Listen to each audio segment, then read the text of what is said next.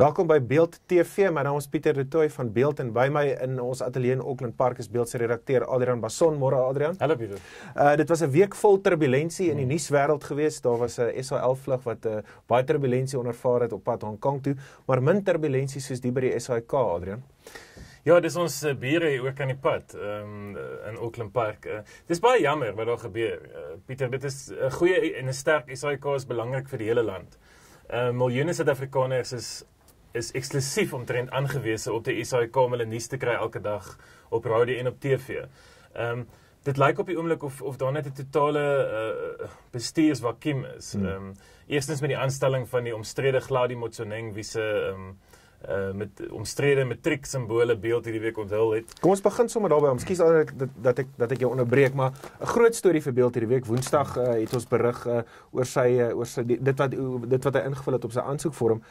Nou hy verdedig dit, maar dit wys tog op die probleme daar by die SAIK is dat iemand met sulke simbole of dat hy wanvoorstelling pleeg tot so groot hoë pos en senior pos kan vorder. Ek dink baie mense sal seker nou sê, jy weet, Beeld is dis sensasioneel om dit nou te wys, maar ek dink dit spreek tot die karakter van 'n persoon. En dit vra die vraag, kan 'n persoon in so senior posisies bedryfshoof van 'n multimiljard rand media korporasie wees wat so iets sou doen? So wat ons hier het is dit is die vorm vir die eerste keer wat ons kon wys, 'n aansoekvorm in 1995 by die SAIK in Bloemfontein, toe hy aansoek gedoen het as 'n junior joernalis. Met 5 vakke.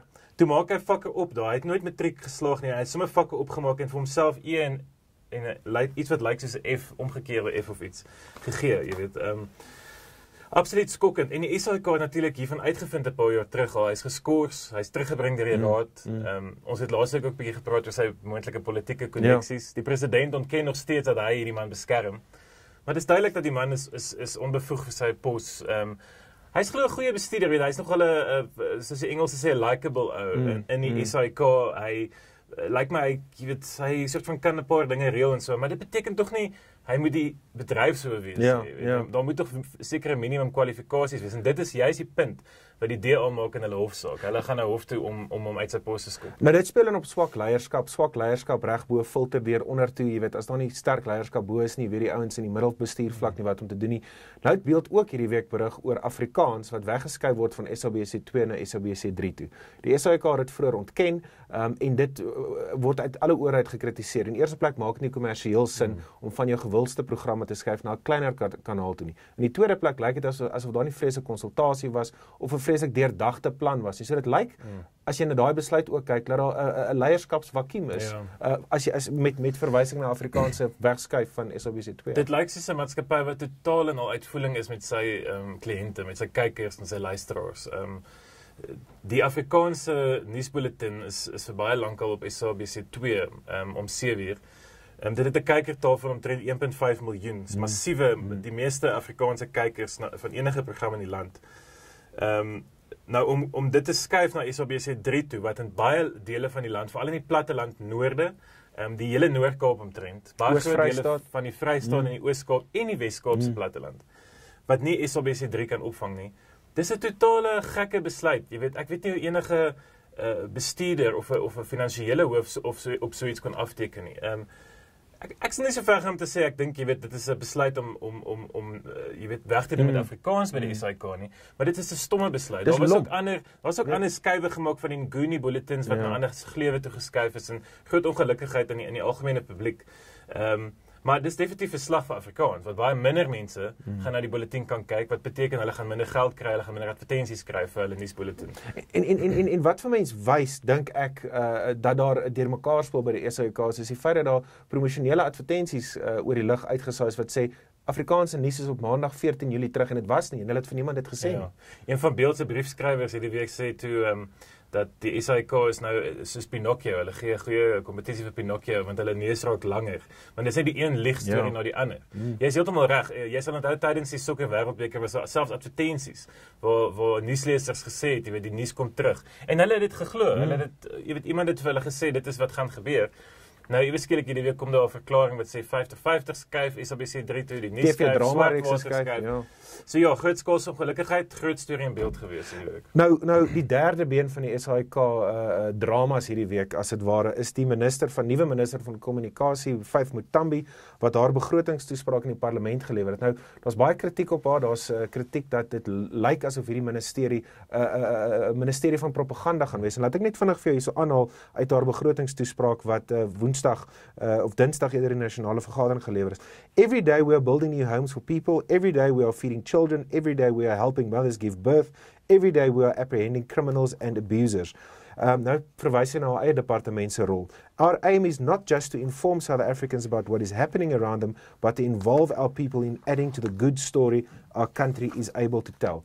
Wat gaan Faith Muthambi doen, Adrian?